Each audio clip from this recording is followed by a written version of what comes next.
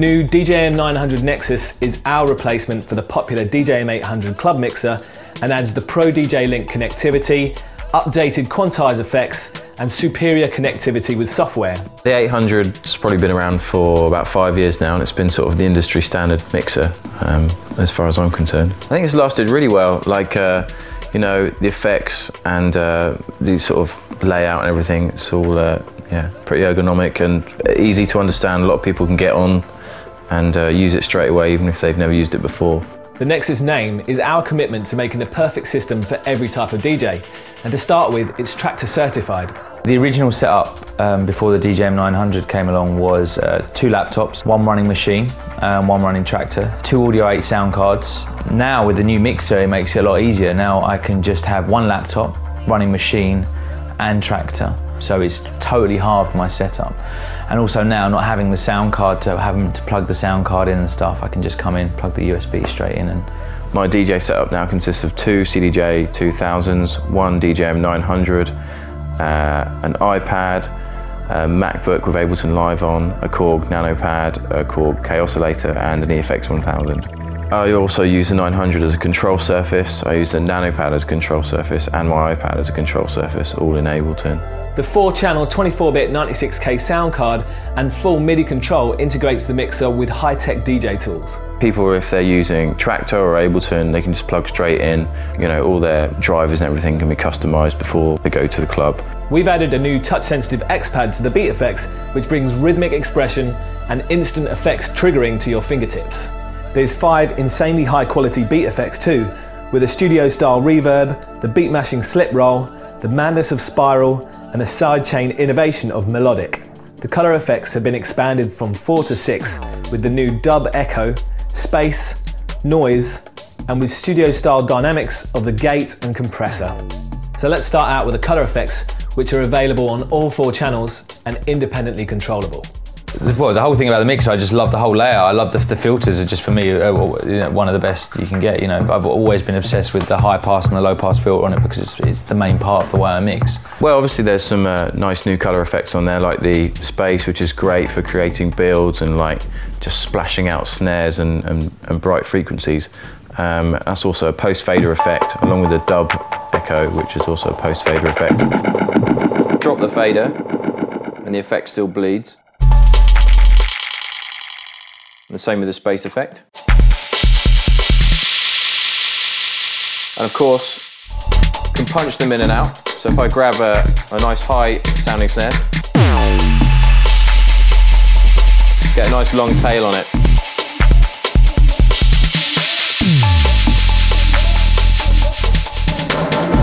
Low pass and high pass.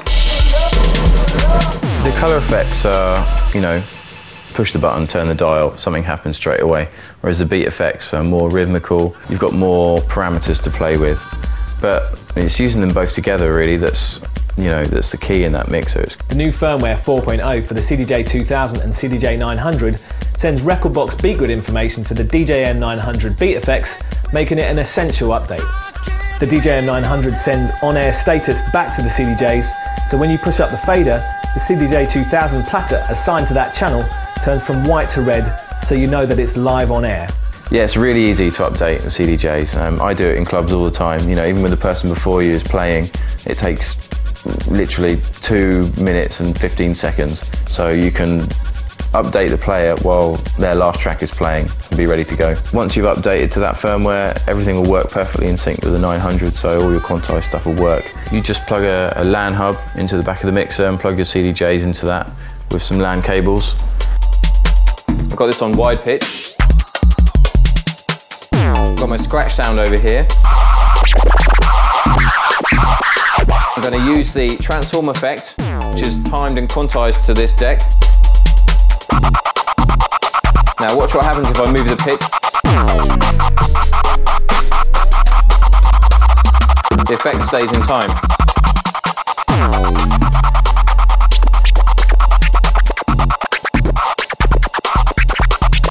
The X pad is just, it's like an XY pad, but just one axis. It's like super simple. It's kind of a touch ribbon thing.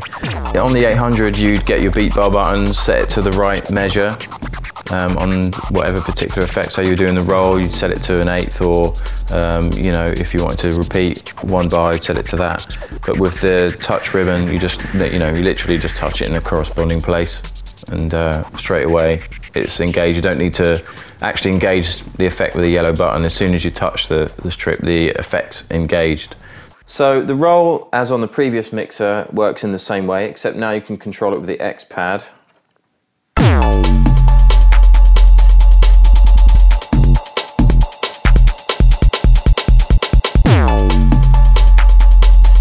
And what I like to do is use it to do little fills or little breakdowns, and combine it with some of the colour effects here,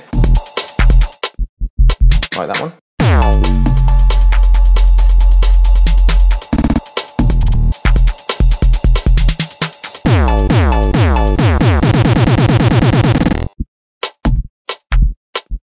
So you make your own little breakdowns, and then you can just take little sections with the roll, so we get those little snares next time they come around.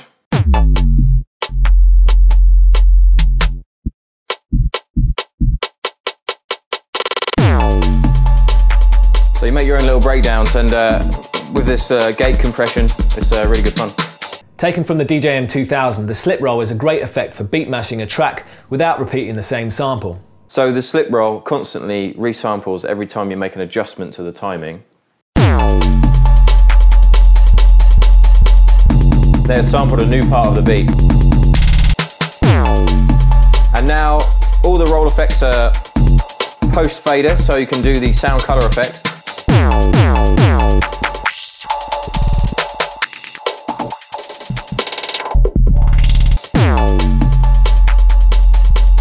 And I like to walk my fingers across it.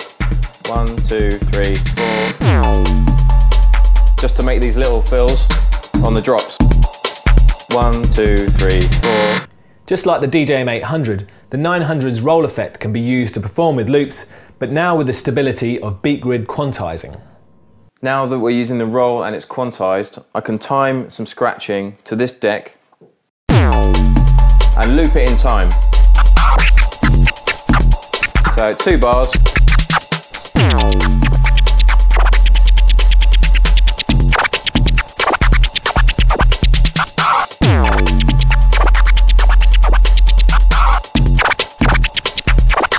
It stays in time.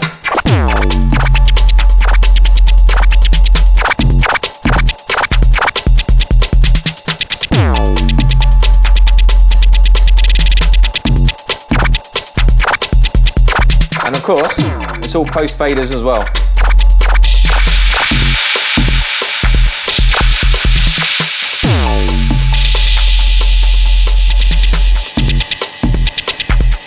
Dub echo.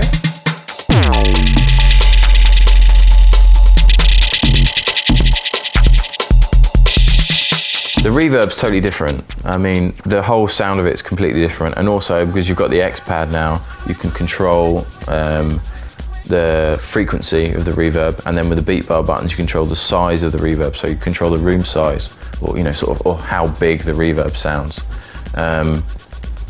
So you can whack the frequency up, get a high pitch reverb, you know, again post fader, so if you take your finger off you're going to get that tail that bleeds into the track, and with that tail, or if you turn the depth all the way around and cut the original source, you know, you just are left with the tail on its own. You can change the room size and get that weird sort of pitching effect. You know, it's brought the reverb way up to date. It's massively improved on any previous reverbs that have been on Pioneer mixers.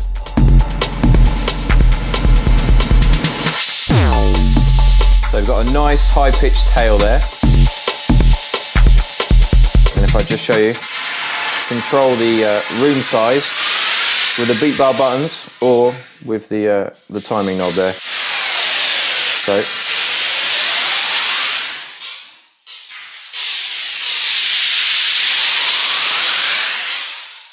well, the spiral is a little bit mental, but it's great fun.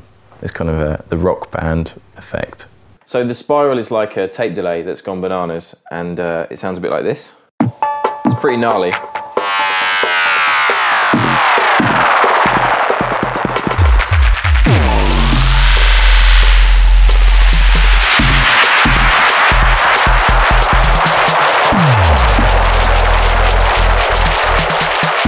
You can chop it in and out with a level depth, and it records it in.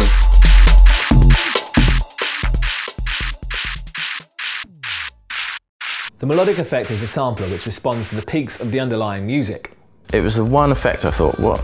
How do you use this effect, you know, in a useful way? But I just persevered with it and mucked around with it, and I think that for me, even though it was kind of the most awkward one to get to grips with at first, it was kind of, you know, the most satisfying to use in the end, and the most interesting. To get the melodic effect sounding quite funky, we get the cowbell, we snatch it with the yellow button, but then I switch to the X pad straight away and change the pattern.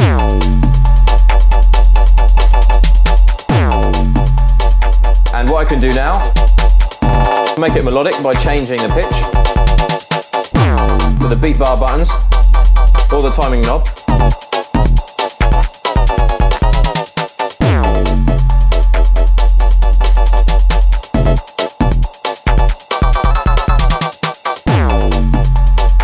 And what you can do is I've got my sound color effects on this channel and this channel, and if I change the channel, just bleed the effect into the other channel. It just picks up a little tail of the effect.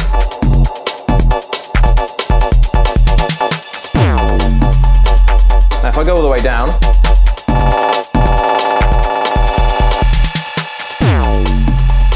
keep my finger on there, I can actually turn this off.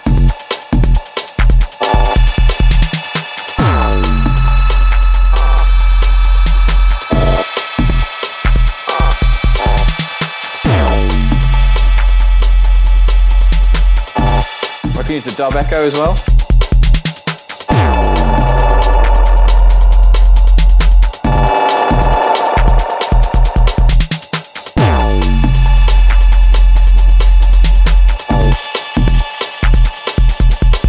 Channel select back onto this channel, should remember the pattern.